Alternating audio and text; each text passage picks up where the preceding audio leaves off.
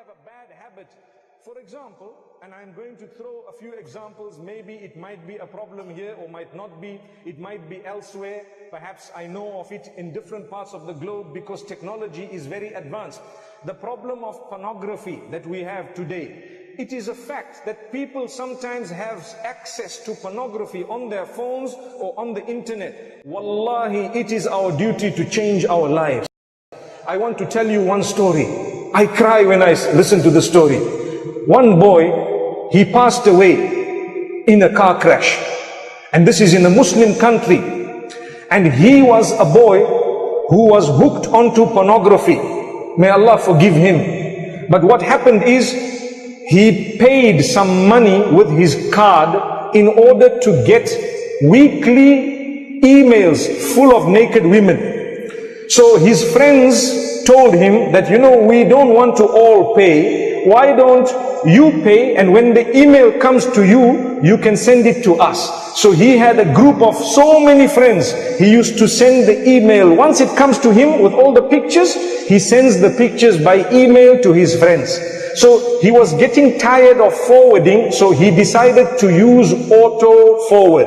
Auto forward means automatically the email will go forward. So he died in the car crash. His friends were with him. They were shocked and they were really hurt that our friend has died. Some of them were involved in the crash, but they did not die. So what happened is, a few days later, when they met at his house, they were crying so much because they said to the sheikh that, "Sheikh, every week we are getting emails from this man, but he is now in his grave." Allahu Akbar, Allahu Akbar. Look at this.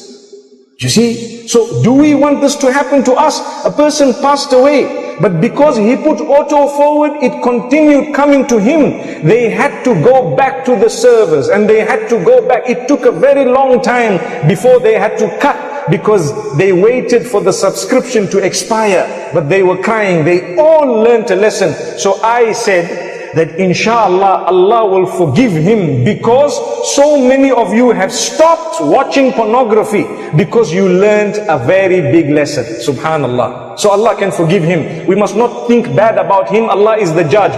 We are not there to judge anyone. So we ask Allah, but we learn a lesson. So I say in Ramadan, think about it. Those who have bad habits, if we die whilst we are engaged in something very bad, it will be an embarrassment for us. We'd rather become better people as we go. One day, I was sitting in one lecture of a very senior sheikh, and he said, think about how long you want to live. So people were thinking, so he asked some people, how long do you want to live? How long do you want to live? One man says, I want to live however long Allah keeps me. The other one said, I want to live for 100 years. One said 90 years. But nobody said, I want to die now. Because no one wants to die. So he said, okay, even if you choose 100 years, when 100 years finishes, what will happen to you? Good question. You still have to go to Allah. So when you go to Allah, you need to go with a good record. So try your best to earn the pleasure of Allah.